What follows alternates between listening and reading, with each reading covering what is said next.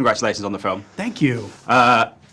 It's a small undertaking taking on something like this. Anyway, it's a small job, 28 days in and out. Yeah, exactly. Yes. How was this experience for you? Because I know you've done a lot of television, obviously did WandaVision before. How has the kind of the comparison been, and how have you found kind of the step up? Because this isn't just a Marvel film, it's like Marvel's first family. Yes, no, it's a great honor. I'm a huge fan of the Fantastic Four since I was a kid.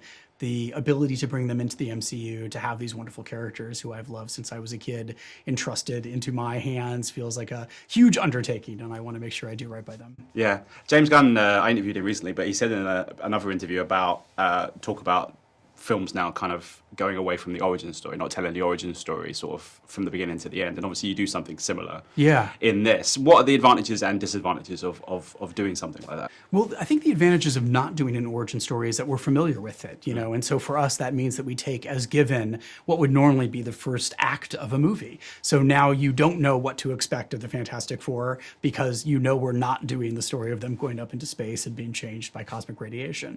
And that was exciting. Then we could start to invent an entirely new canvas. Where do we want to join these characters? In our case, they've been the Fantastic Four for 4 years. It's the 4th anniversary of the Fantastic Four, and some big changes are happening in their lives.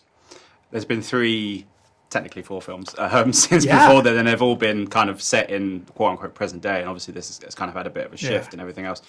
How exciting was it for you to put these characters somewhere that we hadn't seen them before, and to put them in a context of history that is a little bit different to what we're used to and what we're maybe used to in the comics?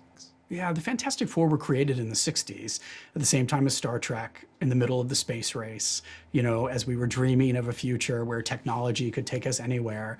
And it's that sense of optimism, that JFK optimism of we can do anything if we come together, that is such a part of who they are. So putting them in the 60s meant that we didn't have to apologize for that tone. We could embrace it, celebrate it.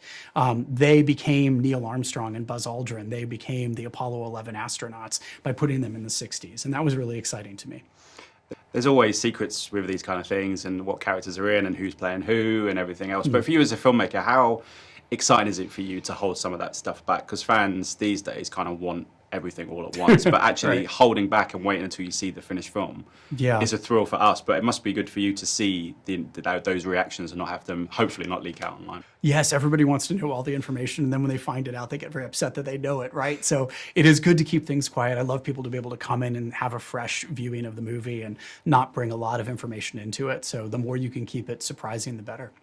The cast is pretty good with this one. There was rumours for a long time about who was going to play who, and similar to the X-Men, it hasn't been part of the MCU before, so there's always excitement. Did you manage to get all your first choices, or was there a few in between that you had to kind of make a few sacrifices, given there was a strike and pandemic and all that stuff? No sacrifices. I have the most amazing group of actors, the 4 of them, obviously, but everybody in this film, is an incredible actor.